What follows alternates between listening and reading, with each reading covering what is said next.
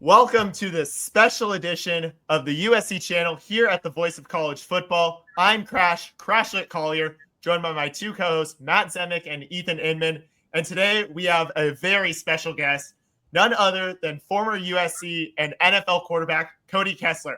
Cody, thank you for joining us here tonight. It's super exciting, especially, every time we talk, it's always fun just hearing how knowledgeable you are about just everything and always talk about your career. So thank you again so much for joining us tonight. Yeah, it's been a long time in the making. Crash has been reaching out, trying to get me on the channel. I've been busy. I promise I haven't been avoiding it, but I appreciate you guys having me. I'm excited. So Cody, just obviously big game coming up this weekend with USC facing UCLA at the Coliseum. So I want to ask you, did this rivalry mean to you both as a player now and also as an alum, just especially with all the USC content you help broadcast and produce for USC? Yeah, great question. This one means a little bit more. It does. You always want to have the motto of 1 week at a time, nameless, faceless opponent. When you're playing the Bruins and it's that crosstown rivalry, it means a little bit more. You always circle this one on your calendar. The Notre Dame rivalry is great. I love playing for the Shillelagh. I love the atmosphere that both teams create. But this one to me means a little bit more. And I think it's the coolest tradition too, where both teams wear their home jerseys, whether it's at the Rose Bowl or it's at the Coliseum.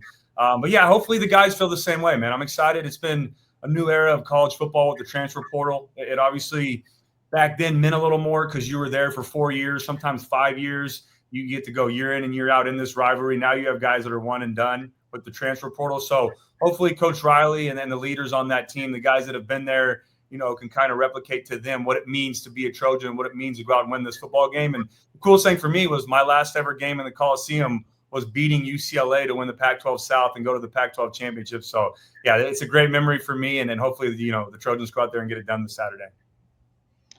Cody, thanks for coming on here. Great to have you. I want to tap into your knowledge as a quarterback, just your awareness of the position. And, when Pete Carroll led USC, college football was such a profoundly different sport. There's been so much evolution and innovation over the past 20 years. And you came in, a little bit after the Pete Carroll era, but I'm just interested in, from your vantage point and your expertise, how much has the quarterback position changed in terms of what's demanded of the position, pro or college? You can take it in any direction you want. You've lived this. Now you analyze the sport and quarterbacks. Give us some perspective on this. Yeah, Matt, I got the best of both worlds, really. My last year was with Lane Kiffin at USC, or really Kiff's last year at USC was I was a quarterback for him. And we ran a pro-style offense during that time. This was back in 2013. Now, there were some West Coast spread tendencies to it, but we were under center. We had a fullback. Shout out Soma Vainuku, our fullback back then. And we got a lot in those, 12 personnel with 2 tight ends and power run game and then play action off of it. And then the year after that, Steve Sarkisian comes over, and then we go straight to spread, no huddle, run and gun. And a lot of the concepts stay the same, Matt. When you play the quarterback position, really in the NFL or college, it's a copycat league. There's only so many different ways you can run different routes and concepts. Just running it out of shotgun, being more no huddle was the biggest thing for me that changed. I'll say this also too is, and back when I was playing, Marcus Mariota, what was a guy that comes to mind? Johnny Manziel, another guy. It started becoming that dual threat, a lot more run-first quarterbacks or guys that could do both. Now that's almost a mandatory in today's era. Even in the NFL, you're starting to see that a lot more. But with these college, offenses, and it's cool too looking back on it to see it transcend to where it is now. When I was playing, it was the late great Mike Leach and Chip Kelly. They started doing those things, and Dana Holgerson when he was at West Virginia, and the Tavon Austin highlight tape. All of those offenses, not a lot of people were doing them at the time, and now it's almost everyone's doing it. The pro style under center is a little bit of a dying breed, but yeah, the quarterback position has changed. You've had to adapt. I think it's a lot more important nowadays for quarterbacks coming out of high school to be a dual threat, to be able to use your legs, or at least extend plays outside of the pocket. And then the last thing with that is it's more of a profession now. They're paying these college quarterbacks big bucks. It's not how it was for me, where you come in, you stay here 4 years. If you want to transfer, you got to go JUCO or sit out a year. Now you get paid a couple million and play a year or two, go somewhere else. It's almost like NFL. But yeah, that's a great question. It's been really cool to watch that quarterback, position transition to where it is now, and then where it's going to be probably 10 years from now as well. So, sorry, Cody, I'm a little under the weather, so my voice is a little It's that time of year, man. Yeah. No, yeah. But thank you from myself as well for coming on the show. It's a really a privilege to get to interview you.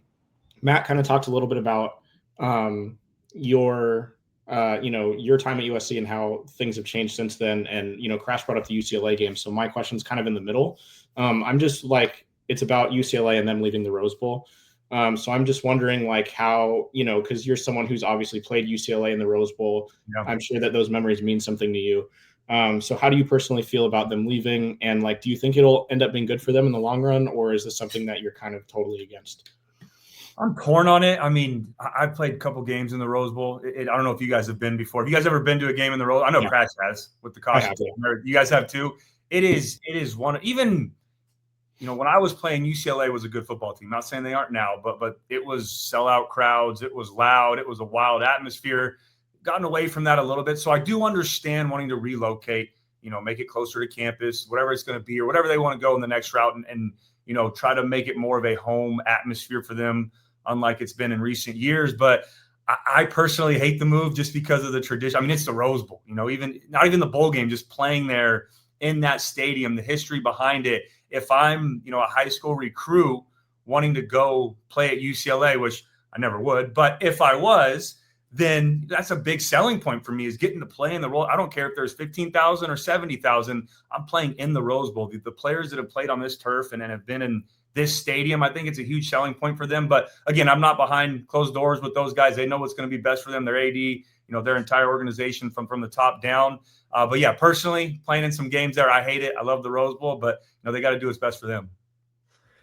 Cody, my next question kind of also talks a little bit about kind of this just tradition versus new era, and it does involve Notre Dame. I know I've asked you before about just what Notre Dame means to you, and what are your thoughts on just how USC is just trying to either look to reschedule or possibly even just move away from the Notre Dame series, given just kind of how important it is, not just to fans, but also players. And one player, an alum I did interview this summer, was Petros Papadakis, who I'm sure is very outspoken on this subject. Well, what did Petros say? Do you remember? He basically said it's like the dumbest thing he's ever heard. Yeah. I'll tell you what, he's not afraid to speak. He was covering USC football when I was playing, so he's been a long-time Trojan. Yeah, I mean, I'm torn on it. Obviously, you want to keep up that rivalry, but it has to make sense for both teams. Notre Dame's not in the conference. You can argue that their schedule year in and year out, they do play some tough teams early on, but they don't have to go through a gauntlet of an SEC or a Big 10 or even a Big 12. They get to kind of pick and choose who they play. So for USC, who is going through the Big 10 gauntlet, especially next year, I don't know if you guys have seen it, but that schedule next year is going to be brutal, playing those games and then having to play Notre Dame at the end of the year in a non-conference game. It's just doesn't make a lot of sense. So if they want to do it early on, I'm fine with that. USC obviously played LSU on a kickoff game before. They're not afraid to play some of those early on, big time matchups. So I think if they want to play it earlier in the season, I'm good with that. But to go from Penn State to Indiana to Oregon to Ohio State, all these teams, and then you have Notre Dame, who's a top 10 program right now in the country. After that, it's just tough. So I don't want it to sound like we're ducking them or we're running from it, but it does have to make sense for USC to do it as well. And Notre Dame has obviously had the luxury of making their own schedule, not being in a conference. But yeah, we'll see. I would hate for the rivalry to go away, but I'm on board with what Jen Cohen and Lincoln Riley and all them want to do to make sure it makes sense for our program as well. Cody, Lane Kiffin, you know him well, and he is very much at the forefront of this college football coaching carousel.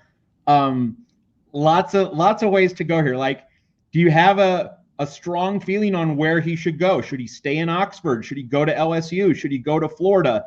And also just seeing him now hit the big time and becoming, the number one target in the coaching carousel. How has he evolved? Like you had a front row seat. He's done a lot of growing. He went to the Nick Saban rehab facility in Tuscaloosa.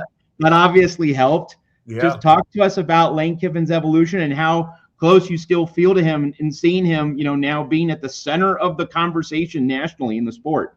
Yeah, I love Kiff, man. So funny story, actually, Matt, was when I got to USC. Now, remember, I went there the same time as Max Wittick. So we were kind of the double quarterback recruit era to where it was two guys in the same class. And I didn't think he liked me at all. My first year there, or at least the first 6 months, I'm like, man, Kiff does not like me. Matt Barkley's the starter. Max Whittick's modern day pipeline. He's next in line. I'm just the insurance guy in case someone gets hurt. And I felt that way. But obviously, as the more I got to know Kiff, that wasn't true. We hit it off really well. And then especially when I became the starter, it was short-lived because of obviously the infamous firing at LAX and everything that happened there. But it was cool. He's a big part of my success at USC from the developmental point, my first couple of years before I became the starter. And then I'll never forget, when me and Whittick were going back and forth, splitting reps, going into week 2 of the season in 2013, finally he came up to me and said, "Hey, this is your shot. You're going to get this Boston College game, and I want to see what you can do with it." And that whole week we're texting back and forth, just a positive influence. And from that point on, I never, looked back and started the rest of my career. So a lot of gratitude towards Lane Kiffin. With that being said, though, he's built something special in Oxford. He has, and even going further back, I mean, just the adversity he's gone through. You mentioned it, from USC to going to Alabama, won a national championship too in 2015 as a coordinator. So he understands that winning culture, and everyone jumps to Ole Miss. But remember, he was at FAU with Florida Atlantic for a couple years, and had to work his way back up the ranks. And then obviously went to Ole Miss in 2020. And before he got there, I mean, they hadn't had a winning season, I think, in 4 years. He takes over the first year 5-5, and since then, 8 wins, 10 wins, 11 wins. And now they're in a great spot for the college football playoff. I say that to say it would hurt a little bit to see him leave. Just when you think Ole Miss right now, the first thing you think of is Lane Kiffin, what he's built there, Jackson Dart, the guys that he's coached, the way that he's taken them from where they were to where they are now has been really cool. But it's tough for me to say, I'm not in that position, but it's tough for me to say, hey, don't, at least consider the LSU job, at least consider, Florida, some of these positions. And Ole Miss is great, but I think when you look at LSU, they're one of the top when it comes to resources and what they can do in this era of college football. So I obviously think he'll entertain it. I've heard some rumors that it's a little bit more than entertaining it, but at the end of the day, until something is set in stone, he's an Ole Miss rebel for me. And when that time comes, we'll see what happens. So we've been talking a lot about, your career. And so you mentioned something there about, Kiffin getting fired on the tarmac. And It just kind of reminded me and had me thinking about your career in general, and how there were a lot of highs but there were also some lows, and some of the lows were kind of out of your control. So I was just curious kind of how you've made peace with how your playing career all turned out. Yeah, that's a great question. It was, like I said, when I first got there, I didn't know if Kiffin liked me. And I remember, and I'll be authentic with you guys, or a little, honest, is probably a couple months in, I remember texting my dad and being like, and it's funny now because he ended up being my coach, but Washington was one of my other top schools. I remember texting him and saying, I think I made a mistake. I think Whittick's their guy. I think I am, the extra player in this class, just in case something happened. And because guys were transferring and they didn't have a full quarterback room. And we went and talked. And I remember him, he came down to LA and said, just, write it out. Just see what happens this year, but let's see what happens. So I ended up going into fall camp with a different mindset. Because remember, I was a spring enrollee, went to fall camp, won the second job behind Matt Barkley. So I was his backup. And then the following year, I get put back at third string. So now Whittick's 2, same conversation. Call my dad. I'm like, man, we're out of here. I'm done. I'm not going to get a fair shot. This is it. I'm going to go away and I'm going to go somewhere else. And then my dad, who's awesome, but my dad was like, man, we don't run from things. I think you should face this head on. I know what you're capable of, and a little bit more vocabulary there, but we had a great heart to heart. I stayed there, and then I kind of got wild from there. I started for a couple games for Kiffin. He gets fired after Arizona State. Coach O takes over. Shout out Coach O too. I mean, he is one of the all-time greats. He is one of my favorite people on this planet. But played for Coach O for the rest of that season. Beat Stanford at home on College game day. Just had a crazy run, but unfortunately our 2 losses during that run were to UCLA and Notre Dame, and I think that played a little bit of a factor in Pat Hayden making that decision. So then Helton takes over for the bowl game, and then we find out Sark's going to be the head coach. So I'm like, all right, finally, I'm was going to go to Washington. I remember Sark's first comment to me was, you can't run for me too long, or I finally got you. So we hit it off great. My junior year with Sark was unbelievable. That was my best year in college. I put up some really, really good numbers. We had a good football team. We were a Hail Mary against Arizona State, 5 seconds against Utah, and one more close game away from really being 11-1 or 10-2 that year, and doing something special. But that was a really cool year. And then unfortunately, Sark had some personal stuff going on, and 5 games into my senior year, he gets fired. So I'm like, here we go again, man. It's right back to square one. And I'll say this, Coach Helton took over, and I know there's not a ton of love for Coach Helton, how it ended during his time at USC. Won a Rose Bowl. He did some really special things, but I'll say right now, Coach Helton was the one constant for me throughout that entire up and down adversity. So I have nothing but love for Helton and his family. I'm always going to root for him. And, you know, it was really cool. But yeah, it was tough times. You know, I'm flashing back just thinking about it now. There were a couple late nights in my dorm room sitting there staring at the wall like, man, what is going on? And you know, here we go again. But I think what I went through at that time with the adversity prepared me for the NFL, and then ultimately what I'm doing in life now is